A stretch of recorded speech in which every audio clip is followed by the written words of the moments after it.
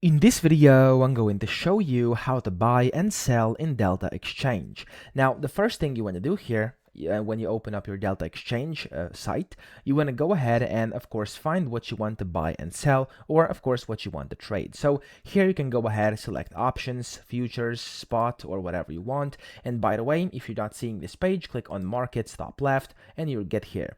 Now, after you select what you want to trade, so for example, let's say I want to trade some Bitcoin USDT, I'm going to click on it, and then over here on the right hand side, you can go ahead and buy or sell, and of course you can position your orders as limit, market, or any of these stop orders, or the take profit orders. Okay, so just select the order you like to do. You're going to have to type in the quantity and sometimes a limit price or like a stop or whatever you want to do, and after that basically just click on buy or sell and you're good to go. Now of course, to be able to do this, you have to first verify your account, and then you'll be able to start trading. Now that's it. I hope this video helped you out. If it did, please subscribe to the channel and help me out as well.